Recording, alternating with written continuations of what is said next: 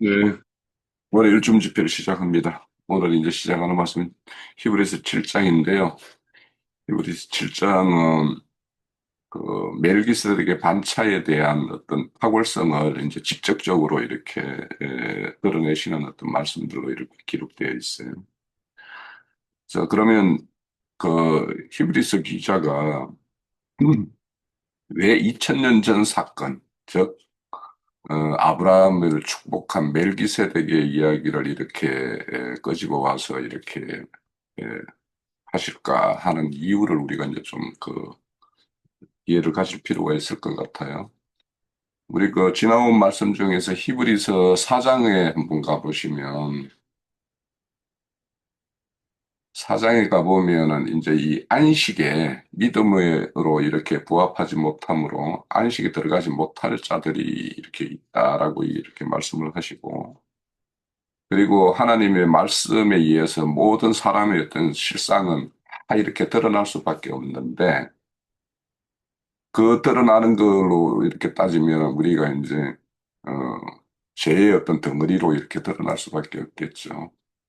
그렇지만 그 안식으로 우리를 이렇게 인도해 가실 그 14절에 보면 우리에게는 큰 대제사장이 계신다. 이렇게 말씀을 하고 있어요. 그래서 이제 이 대제사장에 대한 어떤 말씀을 이제 이끌기 위해서 이제 5장에 오면 이렇게 대제사장의 어떤 두 부류를 이렇게 설명을 하고 있어요. 우선 5장에 오면 혈통에 따라서 그 레위 지파 중에 아론의 어떤 계통으로 나오는 어떤 그런 지파가 의해서 이렇게 제사장으로 이렇게 그 직임을 수행하는 것이 있는가 하면 6절에 보면 다른 데에서 말씀하시되 내가 영원히 멜기스덱의 반차에 따른 제사장이라 하셨으니 이 말씀이 있죠. 이게 이제 시편 110편 그 4절에 나오는 것인데 실질적으로 이제 그거는 다윗 같은 경우에는 왕이면서도 이제 제사장의 어떤 직임을 가지고 있는 사람이었죠. 이제 그런 거와 마찬가지로 이 멜기세덱의 반차에 대한 이제 이야기를 이렇게 이끌어내고 있어요. 자, 이렇게 이런 이야기를 하는 이유는 뭐냐? 이 히브리서 서신을 이렇게 받는 그 수신자 편에서 보면 그들이 다 이제 혈통적으로 유대인이란 말이에요.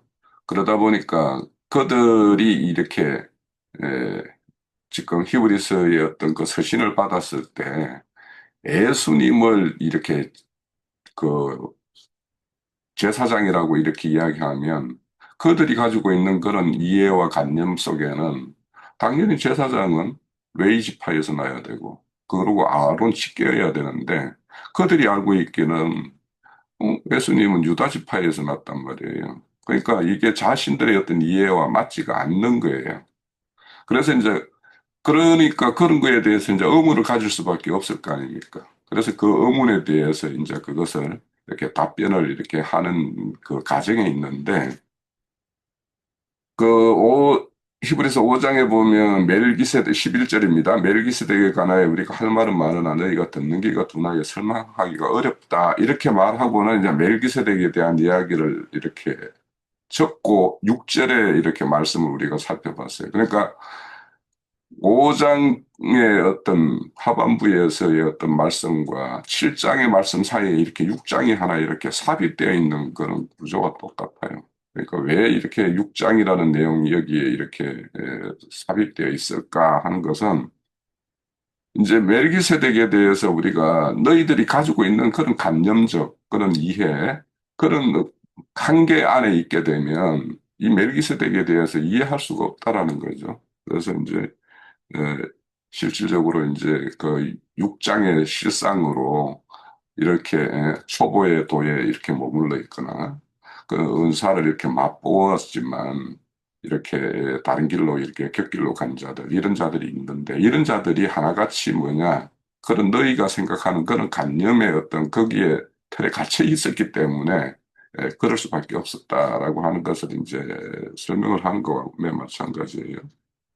그래서 이제 5장에서 이렇게 6장을 띄어서 7장까지 이렇게 넘어온 것은 이 멜기세덱에 대한 어떤 이야기를 전해줬을 때 이 말씀에 대해서 이해하는 거는 어떤 성경에 대한 어떤 지식에 의해서 좌우되는 것이 아니라 너희들의 어떤 영적 상태에 따라서 이렇게 에, 된다라는 것을 이제 설명을 하고 있는 것 같아요. 그래서 이제 그 5장 10절에 보면 어, 예수님이 멜기세덱 반차에 따른 대제사장으로 칭함을 받았다라고 말을 하는데 그때 그 왜 어떤 것 때문에 그가 멜기세덱의 반차에 따른 대제사장이 되었는가 하는 것들을 5장에서 이제 그 설명하는 것이 있는데 그는 하나님의 아들이면서도 고난을 이렇게 받았고 그 고난을 온전히 순종으로 이렇게 따름으로 인해서 그렇게 순종을 배워서 모든 구원의 근원자가 되셨다 이렇게 말씀을 해요. 그러니까 이런 가정이 이렇게 멜기세덱의 반차에 따르는 어떤 가정이라는 거예요. 그러니까 우리 또한 우리가 그런 혈통적 그 아론의 반차에 따른 대제사장이 아니라 멜기세덱의 반차에 따른 대제사장의 어떤 그 반차에 따른 계열로 나아가기 위해서는 이렇게 에, 고난과 순종이 필요하고 인내와 오래 참음이 필요하다. 이런 것들을 이렇게 반증하기 위한 어떤 그런 과정이라고 볼 수 있겠죠. 그래서 우리가 이렇게 너희가 멜기세덱에 대한 어떤 이야기, 이거는 단단한 음식인데 이 음식을 먹을 수 있기 위해서는 너희가 지금까지 성전 중심의 그러니까 건물 성전 중심의 어떤 그런 신앙생활이나 율법이 너희들 율법의 어떤 틀 안에 갇혀져 있는 어떤 그런 실태이거나 또 너희들이 눈에 보이는 어떤 그런 그 성전에서의 어떤 행위, 이런 것이 중심이 되어 있는 그런 어떤 영적 상태이면 너희들이 멜기세덱에 대한 어떤 이야기를 이해할 수가 없을 것이고, 너희가 보이지 않는 하늘의 성소라는 것들, 또 그 예수님에 의해서 완성된 그 제사라는 개념, 또 너희들의 어떤 행위가 아닌 이것은 믿음으로 연합되는 어떤 일이라는 거, 이런 것들에 대해서 너희들이 이게 이해가 되지 않으면 멜기세덱에 대한 이야기는 굉장히 어려운 이야기다 하고 이렇게 말씀을 하고 있는 거예요. 그래서 우리가 이제 이런 어떤 멜기세덱에 대한 어떤 이해를 가져야지만이 우리 6장 말미에 너희의 소망이 이제 멜기세덱이 그렇게 해서 영원한 구원의 어떤 근원이 되신 것과 같이 너희들도 그런 어떤 소망을 가지고 있어야지 그것이 너희의 영혼의 어떤 탓이 되어가지고 예수가 들어가신 그 어떤 하나님 앞에 나아간 것과 같이 너희도 나아갈 수 있다라고 이렇게 이제 말씀을 하시는 거예요. 그래서 우리가 이렇게 그 기존의 어떤 땅의 생각, 어? 그래서 어, 이 땅의 생각을 하늘의 어떤 생각과 또 현재의 어떤 상황을 당면한 문제를 미래의 우리의 어떤 연강된 소망 이런 것으로 이렇게 너희들이 그런 것을 마음에 품고 현재를 이렇게 살아갈 상황이 아니면 너희들이 이런 어떤 멜기세덱의 반차에 따른 이런 완전한 구원의 어떤 그런 노선의 길을 계속 이어갈 수기가 어렵다 하는 것이 이 히브리서 기자가 멜기세덱의 이야기를 이렇게 가지고 온 그 이유입니다.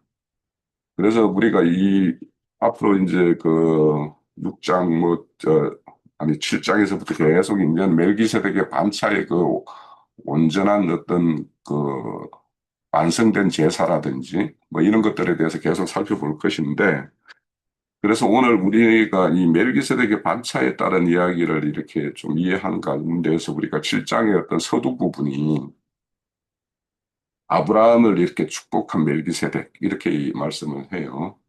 그러면 그들은 이렇게 그들의 어떤 조상의 가장 큰 어른으로 생각하는 게 아브라함인데 그 아브라함에게 축복한 멜기세덱 이 멜기세덱이라는 것 그러니까 너희들이 지금 아론의 반차에 따른 그 대제사장 그런 제사장 제도 그거보다 더 원형이고 원천적인 어떤 내용이 있었다.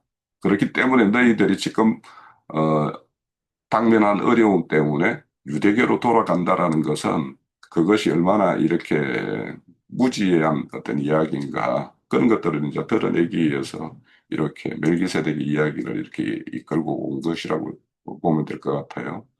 그래서 우리가 오늘 그 창세기 14장의 내용을 그러면 우리가 오래간만에 돌아가서 그 내용에 대해서 우리가 오늘 이 점거를 나눠보도록 하죠. 예. 그럼 준비하는 과정 동안 제가 잠깐만 그러면 조금만 말씀을 드려볼게요. 우선 이제 그 멜기세덱의 어떤 반차에 따른 것과 아론의 반차를 이렇게 대비시켜서 그 멜기세덱의 반차가 그게 원형이고 그게 온전한 것이다. 그러니까 그 아론의 반차는 임시 방편적인 것이었고 예수 그리스도가 멜기세덱의 반차에 따라서 온 어떤 실제이다라는 것을 이제 이렇게 말씀하는 것이 이제 히브리서 7장이고 그 이후의 목적이에요. 이 히브리서 전체가 그것이 목적입니다. 그래서 우리가 그 멜기세덱이라고 하면 이제 여기는 살렘의 왕이라고 이렇게 표현되어 있지만은 창세기에 가면 14장에 가면은 의의 왕이라고 이렇게 살렘의 왕 이렇게 되어 있는데 의의 왕 살렘의 왕이라고 하는데 이 반차라는 뜻은 어떤 그 계열이나 계통, 그 순서대로 이렇게 이어져 나오는 어떤 그런 질서 체계, 이런 것들을 이렇게 반차라고 그래요. 그러니까 아론의 반차는 웨이 지파 중 아론의 어떤 직계, 그들에 의해서 어떤 그 대제사장으로 어떤 직임을 수행하는 사람이 그 사람이 죽게 되면 그의 어떤 후임으로 또 아론의 계통에서 계속 이렇게 혈통적으로 이렇게 이어져 나오게 되어 있는 거죠. 그렇지만 이제 멜기세덱의 반차는 오늘 히브리서 7장에 보면은 뭐 아비도 없고 어미도 없고 족보도 없고 뭐 이렇게 말씀을 하고 있죠. 자, 이런 것들을 보면서 저도 이제 이 말씀을 정리하면서 멜기세덱에 대해서는 제가 완전히 이해했다라고 말할 수 있겠는가 하는 어떤 약간의 의구점을 가지고 이제 이렇게 말씀을 드려봅니다.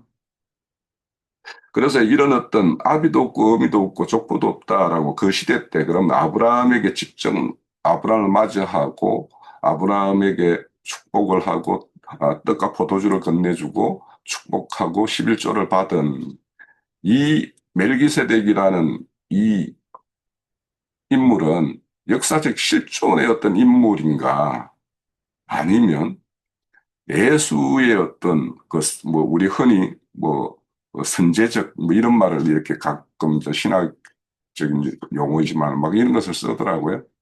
그래서 그런 어떤 예수의 어떤 그 앞선 어떤 그런 현현이었던가 이런 것들을 좀 이렇게 생각을 하게 되는데 그런데 이제 이런 거 여기에 내용에 보면 하나님의 아들을 3절에 보면 하나님의 아들을 닮았다라고 이렇게 말을 해요. 그렇다면 아들로 이렇게 직접적으로 이렇게 명시하는 것이 아니고 그 닮았다라고 이렇게 표현하는 것으로 봐서는 그 당시에 어떤 역사적인 어떤 인물, 실제적인 인물, 실체하는 인물이었고 그분이 이제 그런 어떤 하늘의 어떤 제사장으로 이렇게 어, 이임을 받아가지고 그렇게 아브라함을 맞이하고 이렇게 축복한 것이고 그래서 그는 예수의 어떤 그런 그 예표와 모형의 어떤 그런 인물이었다라고 보는 것이 이제 맞을 것 같기는 해요.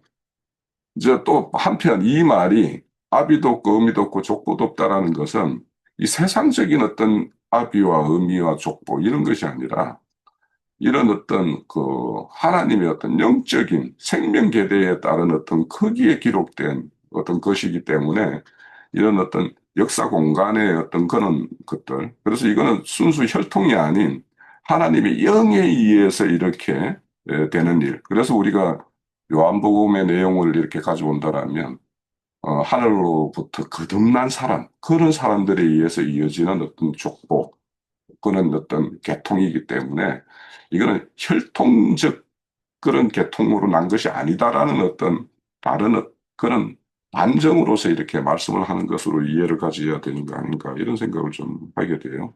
그래서 이 멜기세덱은 역사적인 어떤 실존하는 인물인가 아니면 뭐 그런 그거에 대해서 여러 가지 뭐 이렇게 자료를 이렇게 조사하다 보니까 어, 예수의 어떤 현현이다 뭐 이런 걸 주장하는 사람도 있다고 그래요. 그래서 좀 그건 어렵습니다.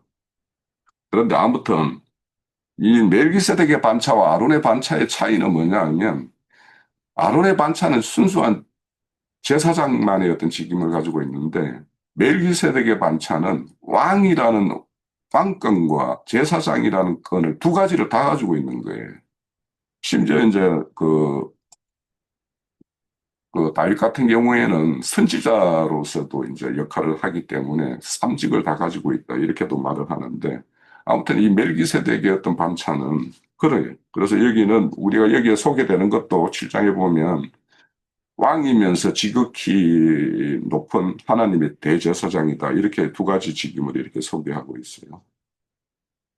그래서 그런 어떤 그 멜기세덱과 아론의 반차의 차이가 있고 또 여기에 보면 영원한 대제사장이다 이렇게 말씀을 하고 있어요. 영원한 대제사장이라는 것은 시편 110편 4절에도 이렇게 나오는데 그거는 뭐냐?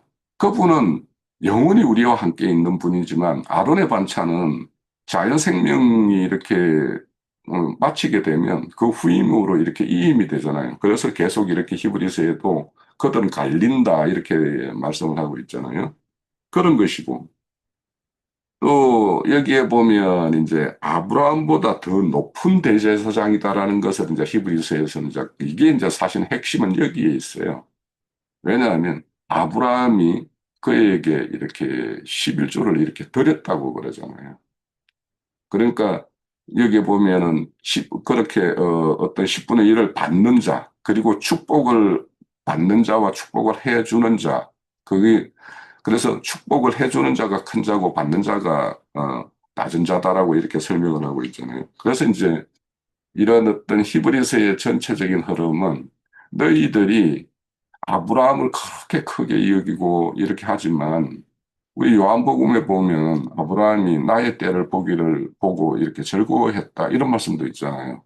요한복음 8장에 나오는 말씀인데 그런 거와 같이 아브라함이 그 멜기세덱을 맞았을 때 그렇게 했던 것처럼 그 멜기세덱의 어떤 실제가 지금 예수님으로 이렇게 실현되는 어떤 그런 것들을 이렇게 요한복음에서 이렇게 말씀을 하고 있어요.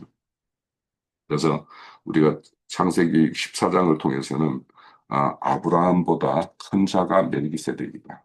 라는 것과 그리고 이제 특히 아브라함의 그 손을 타고 아브라함의 그 아들 이삭, 이삭의 아들 야곱, 야곱의 아들 중에서 레이가 나오고 레이 아들 중에서 아론이 나오니까 그래서 여기에 보면은 아브라함의 허리에 있을 때 이렇게 말씀을 하고 있는 거죠. 그래서 전체적으로 너희가 돌아가고자 하는 어떤 그 아론의 반차에 따르는 것은 임시적인 거고 그거는 그게 오히려 모형적인 것이고 그 원형은 창세기 14장에 등장하는 이 멜기세덱이 너희의 어떤 제사장의 어떤 그런 너희들을 이렇게 축복할 수 있는 축복권을 가지고 있는 그 원형이다 하는 것을 말하고자 하는 것이 이 히브리서 7장의 어떤 그 전체 맥락입니다. 그래서 제 정도는 요 정도로 좀 하고요. 그냥 멜기세덱에 대해서 이제 짧게 얘기하자면은 개인적으로 어떻게 생각을 하냐면은 아, 로마서에서 보면은 8장인가 아마 나올 거예요. 거기에서 이제 소망을 갖다 주시는 말씀이 나와요. 그런데 그 소망이 무슨 소망이냐면은 너희가 그리스도 안에 있으면은 결코 정죄함이 없다라는 말씀이 나오걸랑요. 이 말씀을 통해서 이제 멜기세덱의 반차를 갖다가 우리가 추정해 볼 수가 있는데 로마서에서는 한 사람으로 말미암아 가지고 죄가 세상에 들어왔다라고 얘기를 하고 있어요. 그리고 한 분으로 인해 가지고 은혜가 세상에 들어왔다라고 얘기하는 말씀이 있습니다. 그러면서 7장에서 8장으로 넘어갈 때 사도 바울이 그 7장 마지막 절에서 보면은 좌절적인 말을 처음에는 해요. 오라 공고한 인생이로다. 이 사망의 몸에서 누가 나를 건져줄꼬? 라고 얘기를 하면서 그 다음 절에 하시는 말씀이 그러므로 우리가 예수 그리스도를 통해 가지고 라고 얘기하면서 희망적인 말씀을 갖다 딱 던진단 말이에요. 그러고 나서 8장으로 넘어갈 때 뭐라 얘기하냐면 그러므로 한 법을 깨달았노라 라고 얘기하면서 죄와 사망의 법과 생명의 성령의 법이라는 그 두 원칙을 갖다 딱 제시를 하는 걸 볼 수가 있습니다. 그래서 죄와 사망의 법에 따라 아론 반차의 제사장들이 나왔다면 실질적으로 생명의 성령의 법에 따라 새로운 제사장이 등장할 필요가 있다라는 걸 암시해주고 있다라고 개인적으로 생각을 해요. 그래서 그 생명의 성령의 법에 따라서 새롭게 세워진 그 제사장이 바로 멜기세덱 반차를 갖다 쫓는 제사장이라고 하는 그 내용으로 이어지는 것으로 개인적으로는 생각이 듭니다. 네. 이 멜기세덱에 대해 말하면 너희가 잘 못 알아들을 것 같다 그러면서 이렇게 말씀하신 걸 보면 제가 여기 보면서 아 이거 아직도 내가 젖먹이인가 봐 이런 생각을 하면서 좀 봤습니다. 근데 이제 눈에 보이는 게 일단 그,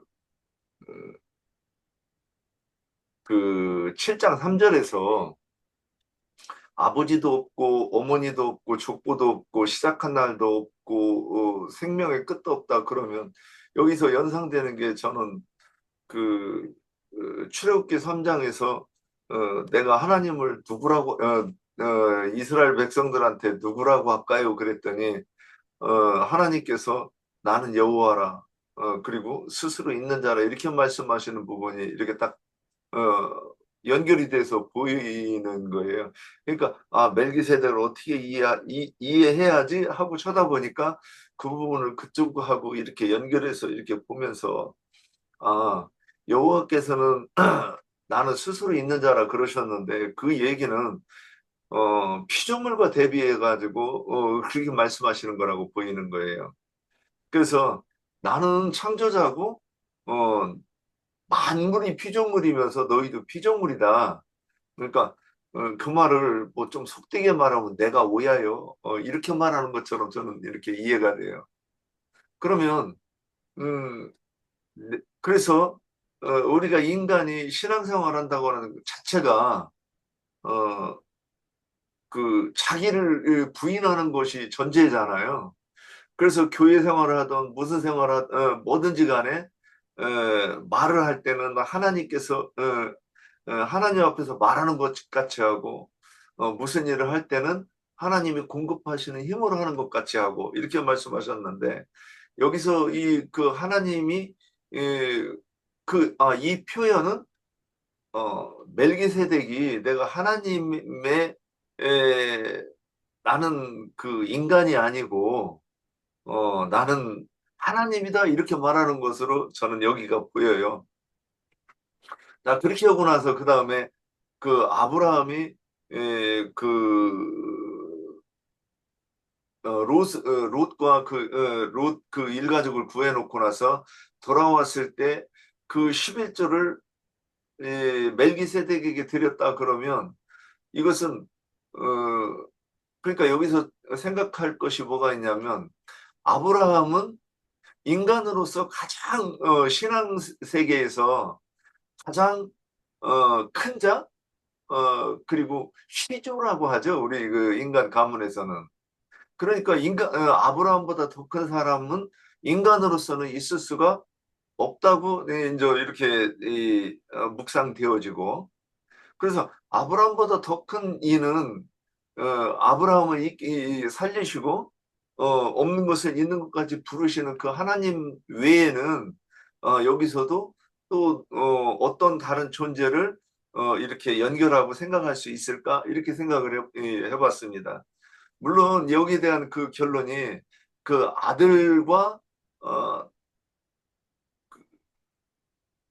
아들과 닮았다 이렇게 표현했죠. 그 몇 절인가. 그러면 그 아들과 닮았다고 하는 그 표현이 결국 예수 그리스도의 모형이다 이렇게 설명하는 것으로 이렇게 이해되어졌습니다. 그래서 어, 멜기세덱을 이해하려고 그러면 예수 그리스도와 같은 관점으로 이렇게 봐야 된다 이 말씀하시는 것으로 좀 보여졌습니다. 예, 여기까지입니다. mel기세덱의 관찰을 이제 묵상을 조금 이제 해봤는데, 저는 이제 이사야 9장하고 좀 연결을 좀 해서 이제 인자 예수님을 이제 말씀하시는 것 같은데, 9장 6절 해가지고 7절까지 요거 이렇게 연결을 한번 해봤는데, 그건 분별 좀 해주십시오. 이는 한 아기가 우리에게 낳고 한 아들을 우리에게 주신 바 되었는데, 그 어깨에는 정사를 메고 그 이름은 기묘자라. 오사라 전능하신 하나님이라. 용전하시는 아버지라. 평강의 왕이라 할 것임이라. 그 정서와 평강이 더함이 무궁하며 또 다윗의 왕자와 그의 나라에 군림하여 그 나라를 굳게 세우고 지금 이후로 영원히 정의와 공의로 그것을 보존하실 것이라. 만군의 여호와의 열심히 이를 이루시리라. 이렇게 좀 연결하면 이제 인자 예수님과 이제 그리스도 예수를 표현하는 게 아닌가. 그래서 저는 이렇게 한번 이렇게 생각을 좀 해보았습니다. 예, 발음이 좀 안 돼서 죄송합니다. 예, 제가 여기까지 해보겠습니다. 네, 여자자매님 이어가시죠. 7장 1절부터 좀 왕에 대해서요. 이 멜기세덱은 살렘 왕이요. 지극히 높으신 하나님의 제사장이라. 여러 왕들을 쳐서 죽이고 돌아오는 아브라함을 만나 복을 빈 자라. 아브라함이 모든 것의 10분의 1을 그에게 나눠주니라. 예, 그 이름을 해석하면 먼저는 의의 왕이요. 그 다음은 살렘 왕이요. 곧 평강의 왕이다. 근데 평강의 왕은 이제 솔로몬 보고 평강의 왕이라고 그러잖아요. 그래서 요한복음에 보면은 예수님 보고 왕이라고 했어요. 예수님이 19장 보면 19장 21절에 유대인의 대제사장인 빌라도가 그에게 이르되 유대인의 왕이라 쓰지 말고 자칭 유대인의 왕이라 쓰라 하니 빌라도가 대답하되 내가 쓸 것을 썼다 하니라. 이렇게 말씀하셨고 18장 31절에 보면은 이게 예수님은 왕이면서도 제사장으로 오셨죠. 이게 빌라도가 이르되 그러면 내가 왕이 아니냐? 예수께서 대답하시되 내 말과 같이 내가 왕이니라. 내가 이를 위하여 태어났으며 이를 위하여 세상에 왔나니 곧 진리에 대하여 증언하려 함이로다. 무릇 진리에 속한 자는 내 음성을 듣느니라 하신대 빌라도가 이르되 진리가 무엇이냐 하더라. 그렇게 말씀하셨어요. 이게 주님도 직접 네가 말하는 내가 유대인의 왕으로 왔다. 이게 제사장이면서도 왕으로 이제 그 영적인 왕이죠. 이거는 세상의 그 왕이 아니라 그 창세기에서 보면은 창세기 여기 14장 18절에 내 살렘 왕 멜기세덱이 떡과 포도주를 가지고 왔으니 이는 지극히 높으신 하나님의 제사장이라고 했고 그가 아브라함에게 축복하여 이르되 천지의 주제시여 지극히 높으신 하나님이여 아브라함에게 복을 주옵소서. 그래서 떡과 포도주를 줬다고 했는데 떡은 그 요한복음에서 보면은 요한복음에서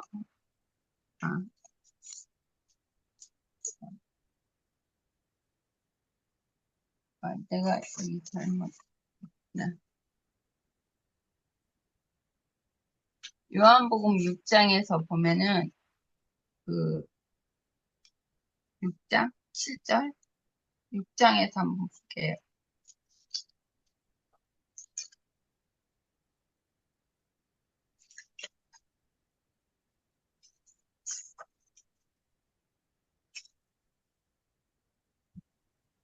주님은 그 생명의 떡으로 오셨잖아요.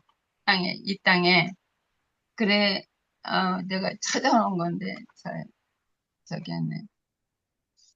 그 6장에, 7장에. 33절. 예, 33절이요. 예, 하나님의 떡은 하늘에서 내려온 세상에 생명을 주는 떡이니라. 그들이 이르되 주여 이 떡을 항상 우리에게 주소서.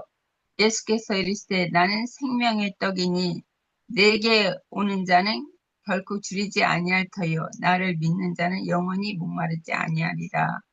떡은 이제 주님의 말씀, 세상에 주는 하나님의 생명의 떡이다. 그리고 살 먹고 내 피를 마시라고 했잖아요. 내 피는 살은 참된 양식이다. 내 피는 참된 음료라고 그렇게 말씀하셨고, 그 음료에 대해서, 아니 포도주에 대해서 좀 볼게요. 포도주는 이제 무엇인가? 내가 좀 부족하지만,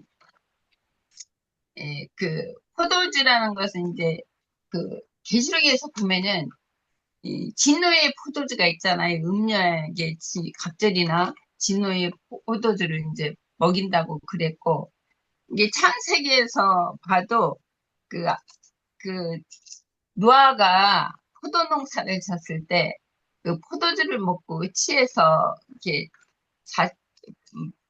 벌거벗고 이제 잤다고 하는 말씀이 있고요. 이게 주님도 이렇게 말씀하시기를 마태복음에서 보면은 마태복음 내가 저기 해놨는데 자꾸 잊어버리네요. 마태복음 23장인가? 아니네. 여기 내가 자꾸 잊어버려갖고 마태복음 저기 9장에서 볼게요.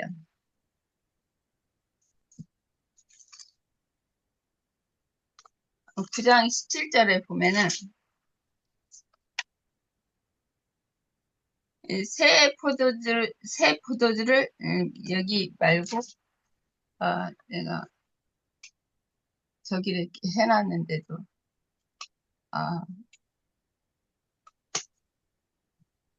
11절이네. 11장 19절. 요한이 와서 먹지도 않고 마시지도 아니하매 그들이 말하기를 귀신이 들렸다 하더니 인자는 와서 먹고 마시매 말하기를 보라 먹기를 탐하고 포도주를 즐기는 사람이요 세리와 창기의 친구로다 하니 지혜는 그 행한 일로 인하여 옳다 하느니라. 이게 포도주라는 것은 이제 그 요한복음에서도 저기 가나 혼인잔치에서도 포도주를 만들었잖아요. 그런 것처럼 포도주라는 것은, 누림이 아닌가 싶기도 해요. 이게 계시록에서는 이제 음녀에게는 진노의 포도주를 먹였지만, 여기에서는 주님이 포도주를 주시는 거는 가나의 혼인잔치에서 물을 갖다 포도주를 만드는 것은 이 주님의 생명, 혹시 성령이 아닌가 해서 이게 포도주는 마시는 거잖아요. 이게 찾아봤더니 성령은 받으라고 하셨지 마시라고 했나요? 성령을 마시라고 그 말씀이 있나요? 그러면 마시라고 했으면 이 포도주가 성령이 아닌가 그렇게 생각이 드는데 제가 잘못 생각을 한 건지 좀 질문하고 싶네요. 네. 제가 이 이제 네, 나는 창세기 그 14장을 보자고 한 게, 이제, 네, 여기에 보면, 멜기세덱이 아브라함을 맞을 때 떡과 포도주가 나온 것과 예수님이 그 네, 6월절 마지막 날 밤에 그 성만찬을 가질 때, 그 떡과 포도주로 이렇게 축사도 하고 이렇게 언약을 맺는 것과 이런 것도 있고, 그래서 그런 것들도 한번 생각해 볼 필요가 있겠고, 또 우리가 늘 이렇게 11조가 무엇이다라고 이렇게 이야기하면서 오늘 이제 11조의 이야기가 이제 처음 등장한 것이 14장이기 때문에 11조도 한번 정리해 보면 좋겠다라는 생각이 들고, 그리고 이제 여기 보면은 두 왕이 나타나요. 소돔 왕이 있고, 살렘의 왕이 이렇게 두 왕이 나타나는데, 이렇게 소돔 왕이 이렇게 먼저 마주하고, 그 다음에 이제 그 멜기세덱의 살렘의 왕이 이렇게 등장을 해요. 이것도 이제 어떻게 보면 율법과 복음의 어떤 그런 순서적인 어떤 그런 의미도 좀 생각해 볼 수 있을 것 같고, 그리고 이제 또 그 소돔의 왕이 뭐야, 노획물은 네가 다 가지고 사람은 나에게 보내라고 했을 때 이제 다윗 그 아브라함의 어떤 반응이 어떤 것인가 이런 것들도 이제 하고, 또 이제 여기에서 네가 말하는 그 시도라기도 하나 취하지 않겠다라고 이런 말을 하고 난 다음에 이 창세기 15장에 가서 딱 그 뭐냐면 내가 너의 어떤 상급이다라고 이렇게 말씀을 하면서 언약을 체결하는 걸로 딱 넘어가요. 그러면 이렇게 하나님과의 어떤 언약 관계로 이렇게 탁 넘어가기 전에 어떤 그 아브라함의 마지막의 어떤 그 모습, 이런 보이는 모습, 이런 것과 이게 15장의 어떤 언약으로 이렇게 넘어가는 그런 것이 상당히 좀 이렇게 의미가 있을 것 같아요. 그래서 이런 것들을 좀 이렇게 한번, 오늘은 뭐 시간도 됐으니까 창세기 14장을 이 정도로 뭐 더 추가로 하실 증거 있으신 분 하시고, 짧게 하시고, 그 내주에 우리가 그 창세기 14장을 한 번 더 이렇게 그런 어떤 금방 제가 이렇게 제기했던 것, 그 외에도 그 14장이라는 그 아브라함이 보였던 모습과 15장의 언약으로 이렇게 넘어가는 어떤 그런 그 징검다리 과정 이런 것들을 좀 생각을 해보면 여러 가지로 살펴볼 것이 있겠다 싶어서 우리가 다음 주에도 이 창세기 14장의 내용을 한 번 더 이렇게 해봅시다. 그래서 거기 제가 예, 조금만 더 했으면 합니다. 예, 아, 진짜 계시가 온 것 같긴 한데, 지금 이 의의 왕, 평강의 왕, 그 멜기세덱이 의의 왕이고 평강의 왕이다 그랬잖아요. 그래서 이 두 마디를 이렇게 잠깐 딱 스치는 게, 아, 내가 지금 예수에 대해서, 메시아에 대해서 말하고 있어. 저는 이렇게 보이는 부분이 이렇게 딱 오는 부분이 뭐냐면, 예수께서는 내가 곧 길이요, 진리요, 생명이라고 그랬어요. 그러면 여기서 생명도 말씀 속에 있는 그 생명, 그러니까 말씀 속에서 감춰져 있는 그 비밀이 무엇이냐? 하나님의 의인데 하나님의 뜻이 거기에 숨겨져 있는데 그 의를 가지고 전파했을 때 그 의인이 되면 그 결과가 어떻게 되느냐?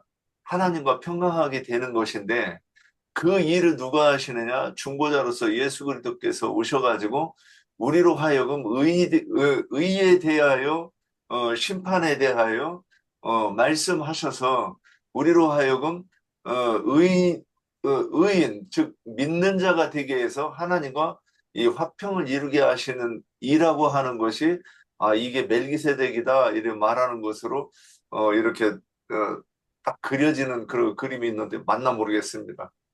예, 여기까지 하겠습니다.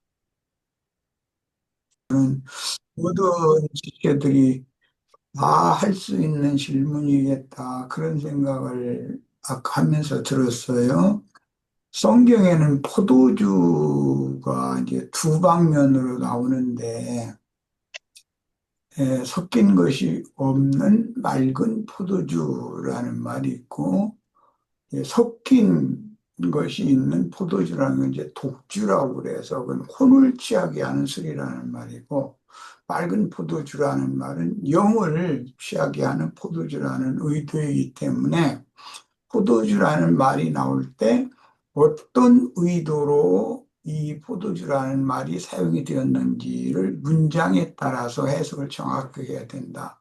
영을 기쁘게 하는 포도주도 나오지만 혼치게 하는 그 포도주도 있다. 이것을 생각하시면 쉽게 이해할 것 같아요.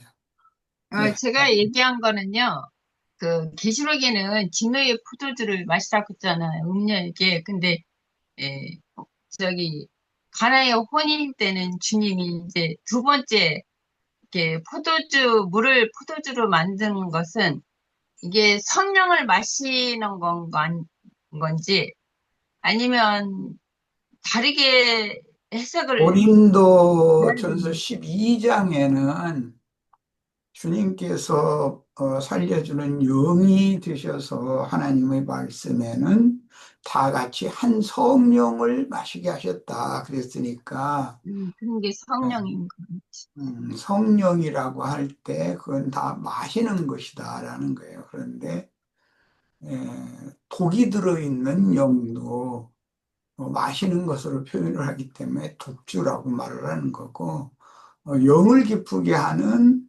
참포도주, 그다음에 혼을 취하게 하는 독주, 이렇게 해석을 하면 돼요.